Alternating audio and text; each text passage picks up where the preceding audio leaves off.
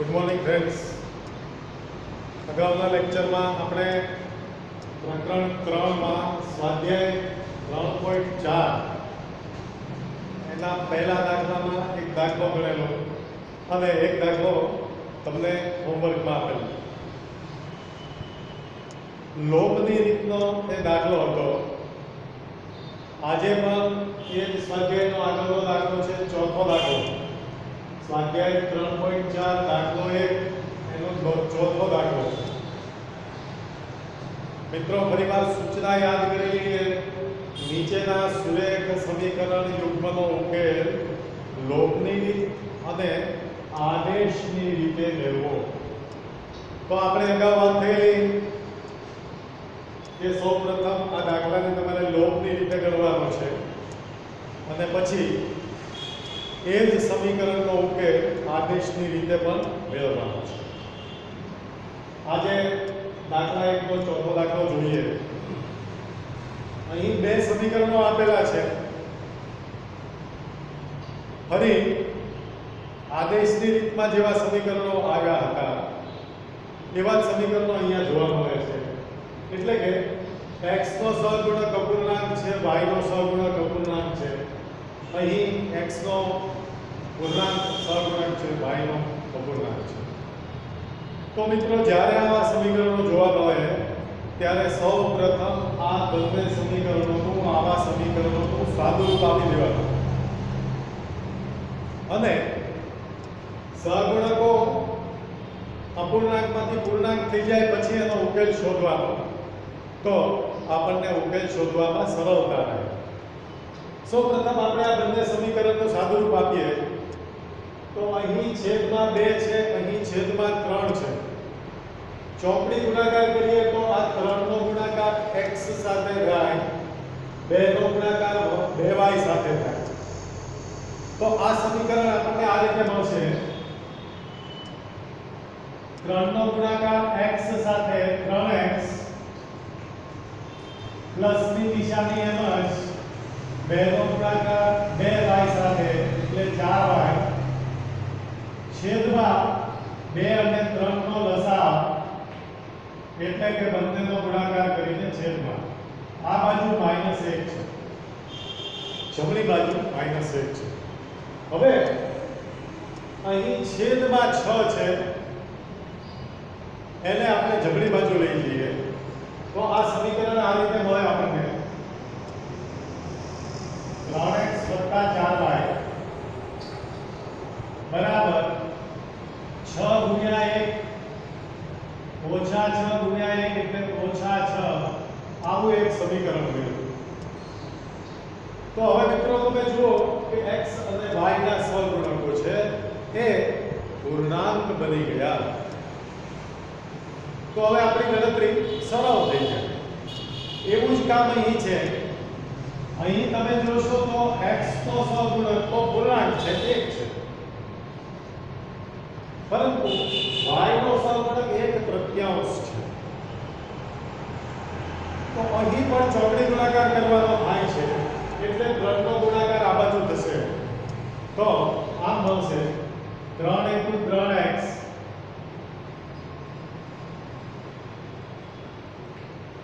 ઓછા y છેદમાં 3 બરાબર 3.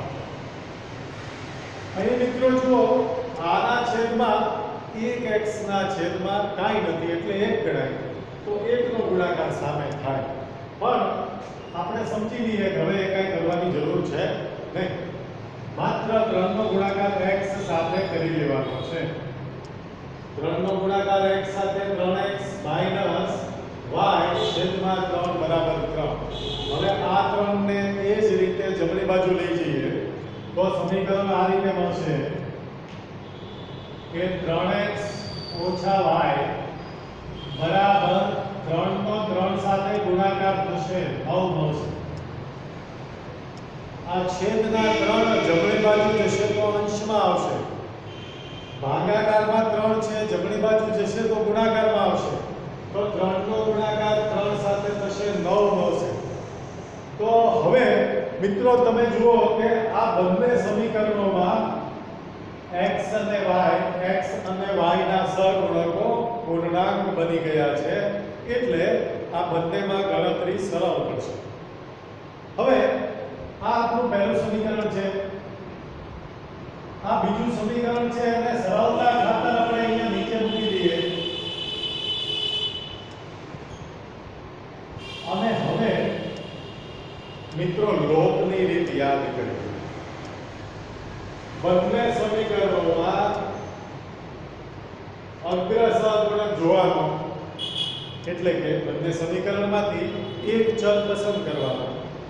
માનો કે આપણે x પસંદ કરીએ છીએ, આ x પસંદ કર્યો, પછી બંને સમીકરણમાં x ના સહગુણક જોવાના. તો સમીકરણ 1 માં x નો સહગુણક 3 છે, સમીકરણ 2 માં પણ x નો સહગુણક 3 છે.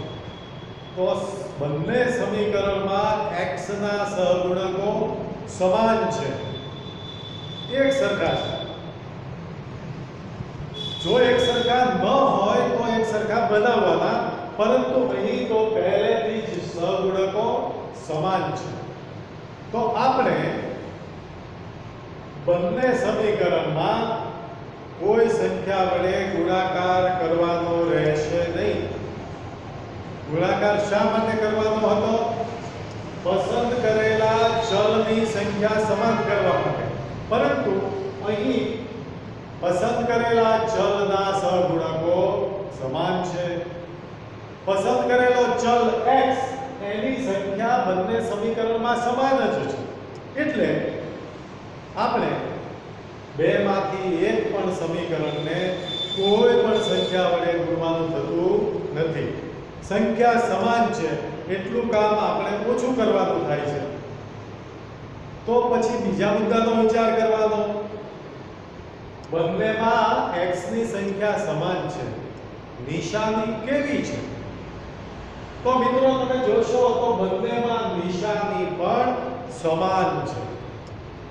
યાદ કરો, જો નિશાની સમાન હોય તો બંને સમીકરણોની બાદબાકી કરવાની. જો નિશાની અસમાન હોય, ભિન્ન હોય, તો સરવાળો કરવાનો. તો અહીં પસંદ કરેલા ચલની સંખ્યા સમાન છે, નિશાની પણ સમાન છે. આવું હોય તો સમીકરણ 1 માંથી 2 બાદ કરતા એક કામ કરવાનું છે. તો લખીએ અહીંયા આપણે કે સમીકરણ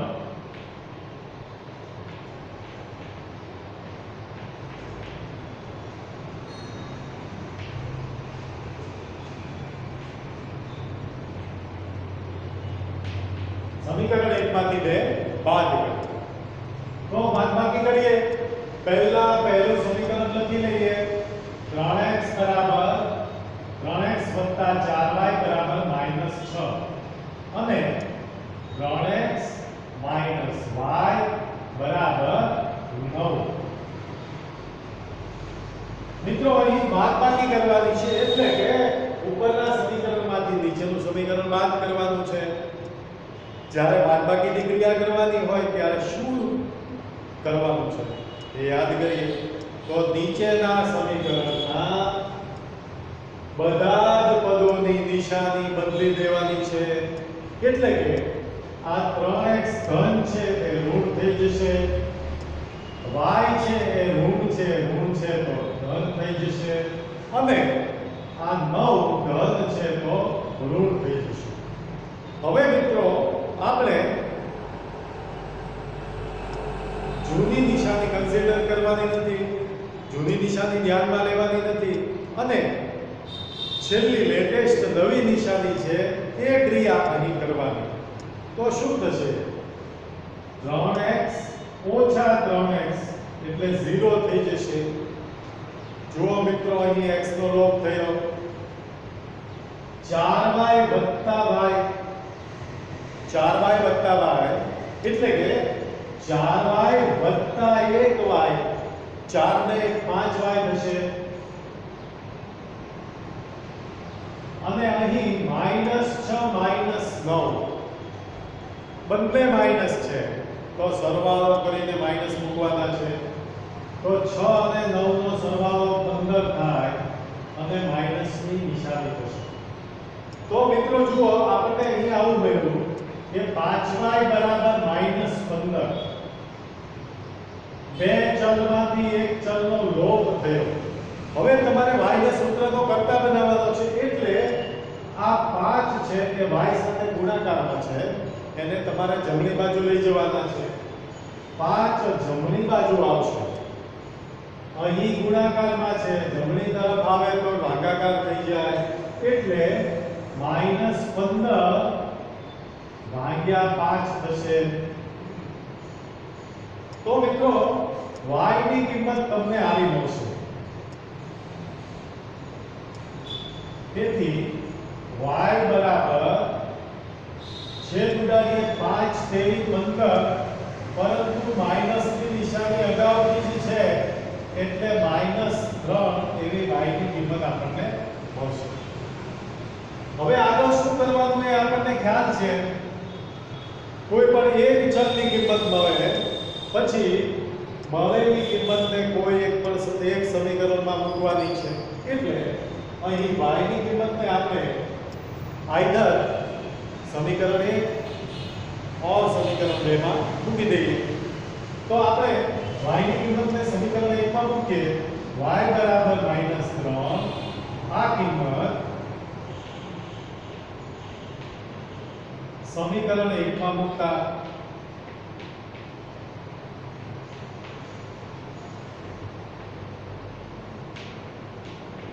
મિત્રો સમીકરણ 1 લખી દઈએ કે જેમાં આપણે y ની કિંમત મૂકવાની છે. તો સમીકરણ 1 આપણને આપેલું છે 3x 4y બરાબર -6. 3x 4y બરાબર -6. ફરી આમને તમને યાદ કરાવી દઉં કે આ કિંમત બેમાંથી કોઈ પણ સમીકરણમાં મૂકી શકાય. અહીં આપણે સમીકરણ 1 માં મૂકવું છે y બરાબર -3. આ કિંમત સમીકરણ 1 માં મૂકતા સમીકરણ 1 માં જ્યાં y છે ત્યાં આ કિંમત મૂકવાની છે. મૂકીએ તો આ સમીકરણ આ સ્વરૂપમાં થશે 3x 4 કૌંસમાં -3 y ની જગ્યાએ -3 મૂકવાના છે. પરંતુ મિત્રો બરાબર ખ્યાલ રાખીએ y ની જ્યારે કિંમત મૂકીએ ત્યારે કૌંસમાં મૂકવાનું રાખીએ, નહીંતર ગેરસમજ થવાની શક્યતાઓ વધુ છે. કૌંસનો કર્યો હોય તો 4 - 3 એવું થાય અને આપણે ઉતાવળમાં ભૂલ કરી બેસીએ. એટલે અહીં 4 અને y નો ગુણાકાર છે, y ની કિંમત મૂકવાની છે તમારે, તો y ની કિંમત હંમેશા કૌંસમાં મૂકીએ. હવે કૌંસ છોડતા એટલે કે 4 નો અને 3 નો ગુણાકાર કરતા 4 તેની 12 મળશે, પરંતુ અહીં માઈનસની નિશાની છે એટલે -12 મળશે. તો સમીકરણ આવું મળશે 3x - 12 -6.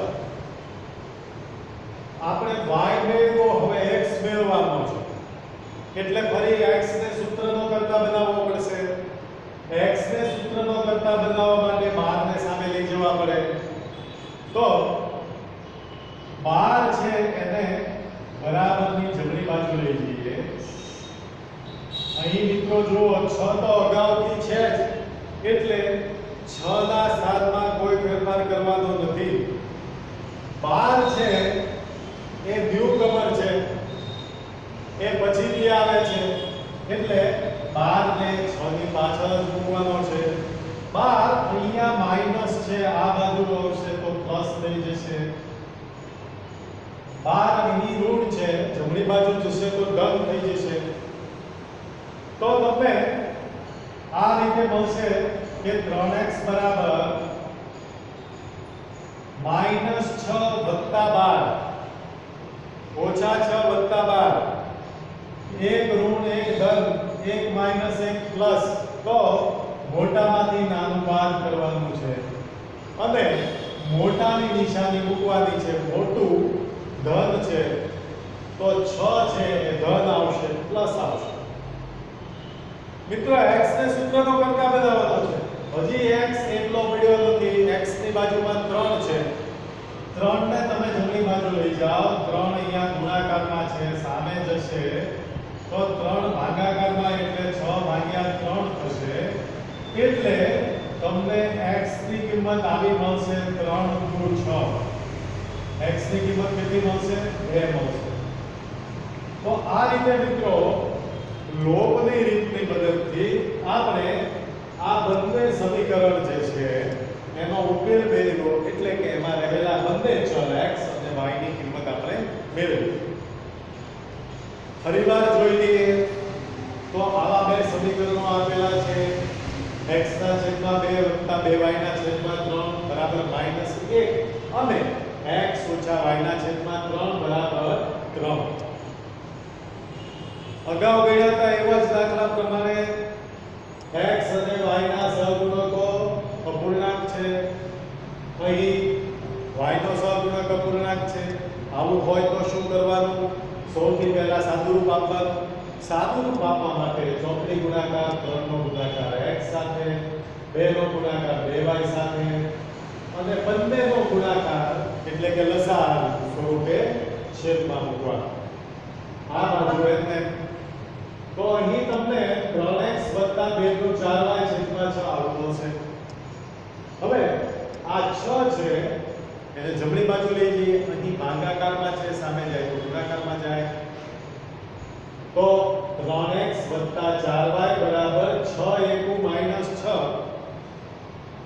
x અને y ના સહગુણક પૂર્ણાંક બની ગયા આવું જ કામ બીજા સમીકરણમાં છે અહીં x ની સહગુણક પૂર્ણાંક છે એના છેદમાં કાંઈ નથી આપણે 1 માનીએ તો પણ ચાલે તો અહીં ચોકડી ગુણાકારમાં માત્ર 3 નો ગુણાકાર x સાથે કરવાનો છે 3 * 3x - y છેદમાં 3 બરાબર 3 હવે અહીં જેમ 6 ને આ બાજુ લઈ ગયા હતા એમ આ 3 ને સામે લઈ જઈએ તો 3 તેરી 9 થાય બાકી બધું એમને રહે તો આ સમીકરણમાં પણ x અને y ના સહગુણકો પૂર્ણાંક બની ગયા સમીકરણ 1 અને આ સમીકરણને બીજા સમીકરણ તરીકે લઈએ અને હવે લોપની રીતનો વિચાર કરીએ લોપની રીતમાં આપણે શું શીખ્યા હતા બે સમીકરણ પસંદમાંથી કોઈ એક ચલ પસંદ કરવાનો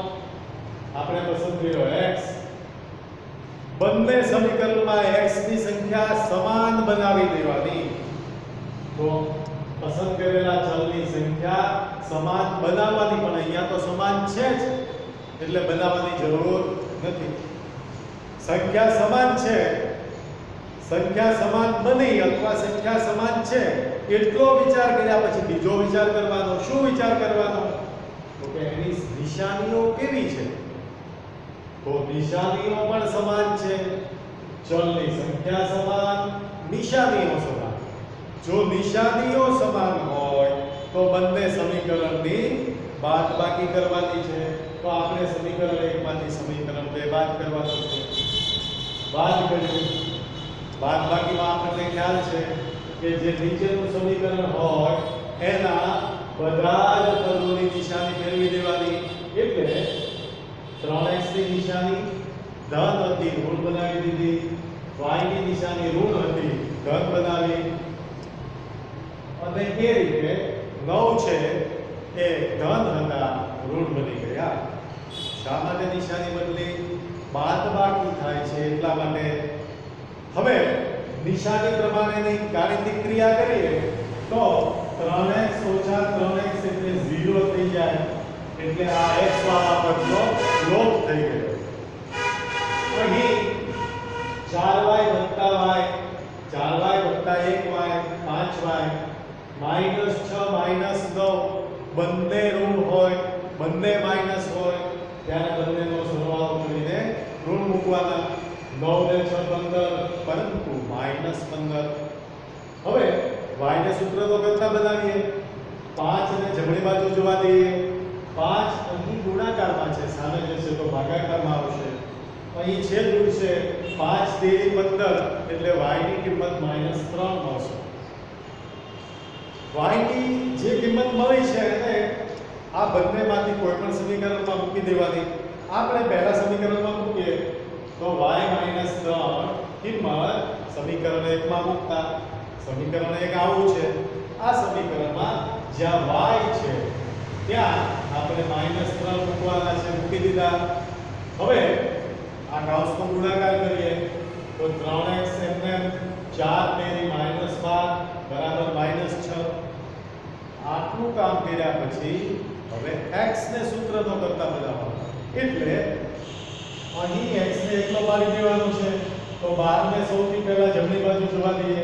12 અહીંયા માઈનસ હતા, આ બાજુ આવે તો પ્લસ થાય. -6 + 12 એટલે 6 મળે. હજી x ની બાજુમાં 3 છે, 3 ને જમણી બાજુ જોવા દઈએ. 3 અહીં ગુણાકારમાં છે, જમણી બાજુ જાય તો ભાગાકારમાં.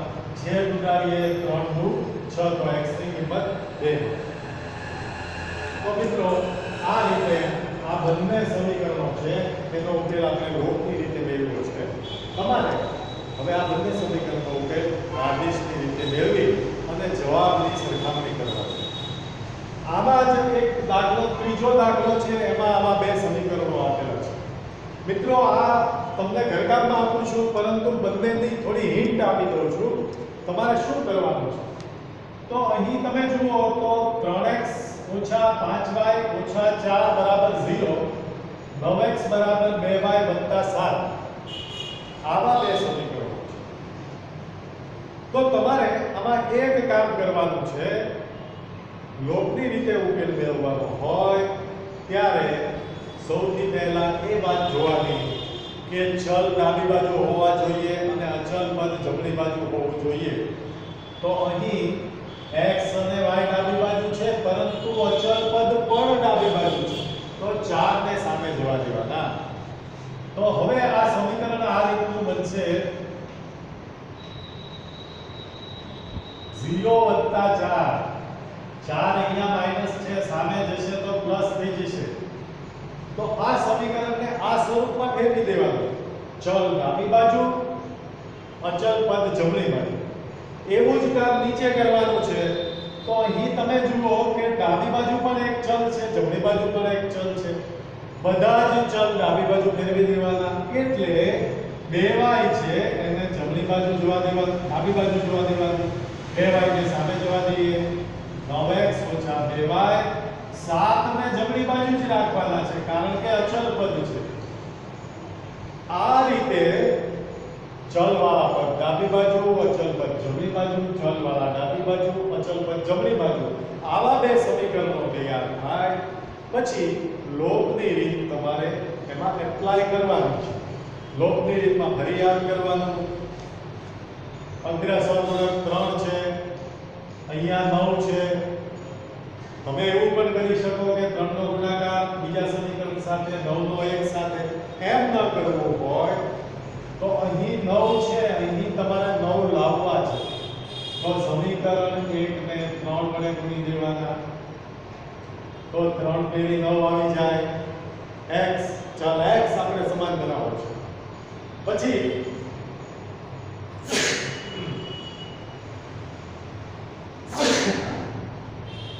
અહીં 9 આવી ગયા, અહીં 9 છે જ, એટલે આ સમીકરણને કોઈ સંખ્યા વડે ગુણવાની જરૂર નથી.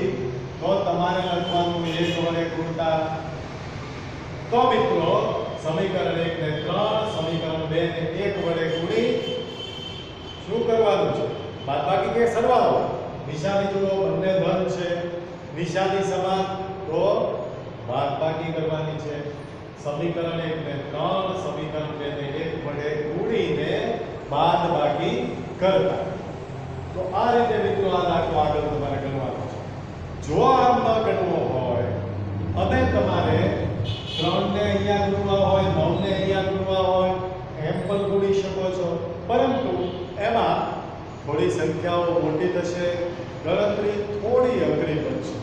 એટલે ઓછી ગાણિતિક ક્રિયાઓ થાય તો સમીકરણમાં જે ચલ છે એના સહગુણકો નાના રહે તો ગણતરી સરળ પડે.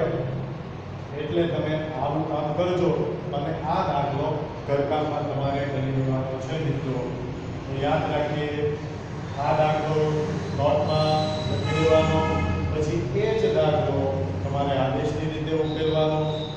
પછી આ દાખલો તમારે જાતે ઘરકામમાં કરવાનો છે મિત્રો, અને ઘરકામમાં આ દાખલો લોપની રીતે ગણી અને પછી આદેશની રીતે કરવાનો છે.